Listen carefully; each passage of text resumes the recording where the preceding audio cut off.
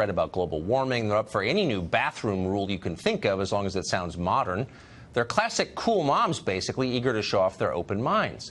But their liberalism ends at the water's edge. When it comes to China, our greatest rival, American elites bow deeply to the elderly fascists who run that country. When the Chinese say jump, our ruling class has only one question: how high?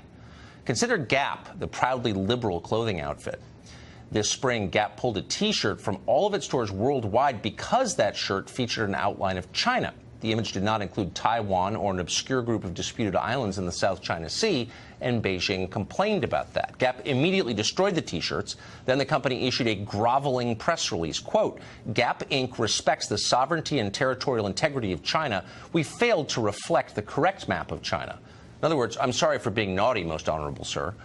Gap promised it would never happen again. That's just one of many examples. In January, Marriott apologized for listing Tibet, Taiwan, and Hong Kong and Macau as separate countries on an email questionnaire. Then Marriott fired an employee who liked to tweet about it.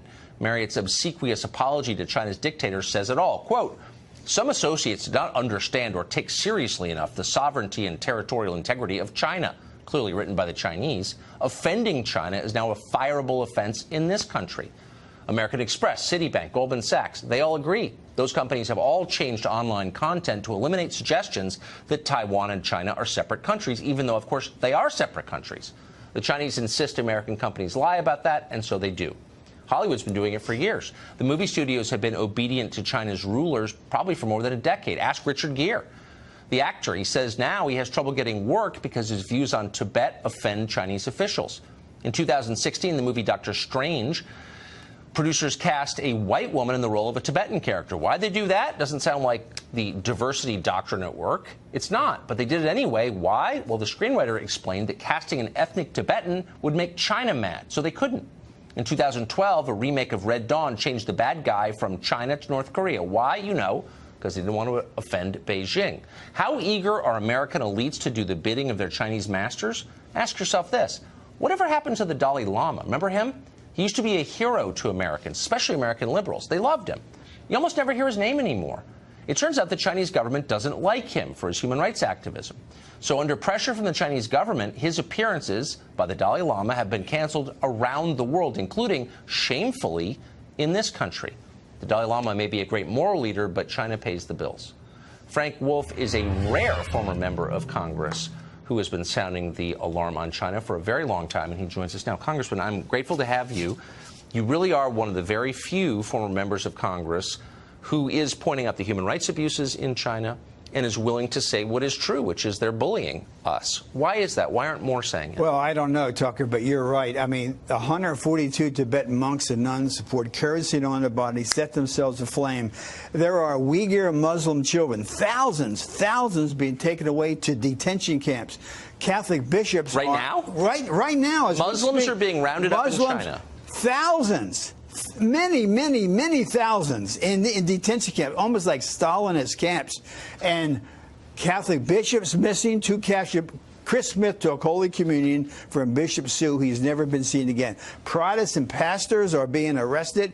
I mean, it is as bad today as it's ever been since Mao. And you're exactly right. I mean, Richard Gere will never make another movie. AMC has been sold to the Chinese. Other studios have been sold, and they censor you, and then they censor you. They say, if you run that, Richard Gere will never be in a major movie. So without naming names, because this is a very small city, and you've been here for a long time, but looking out across the city, you know a lot of lobbyists, a lot of them served in Congress.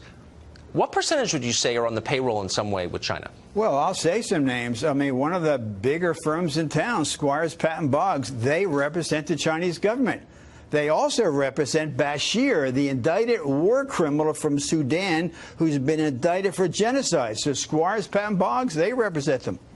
So would you say that many different lobbying outfits, PR firms in Washington in some way take money from the Chinese interests? Yes, they do. What's just interesting, during the 80s when I got elected, when Ronald Reagan was here, no company, no PR firm, no law firm would have ever represented the Soviet Union.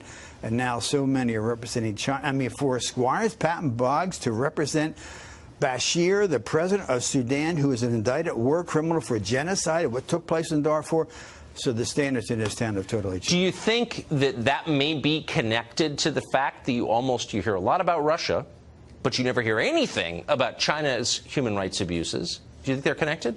The human rights abuses and lack of religious freedom is worse today in China than it's been since the days of Mao. And don't forget, President Xi has now appointed himself president for life.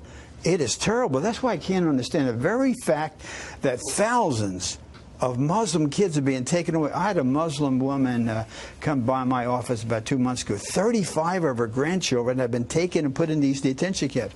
I urge you to Google when this show's over. I'm going to. We're doing you just shocking. Convinced me. Next week, we're going to do a segment on Chinese human rights abuses, and you would think that American liberals would care, but they don't. But you do, and I appreciate it. Congressman, thank you for coming on. Thank you, Tucker. Great to see you.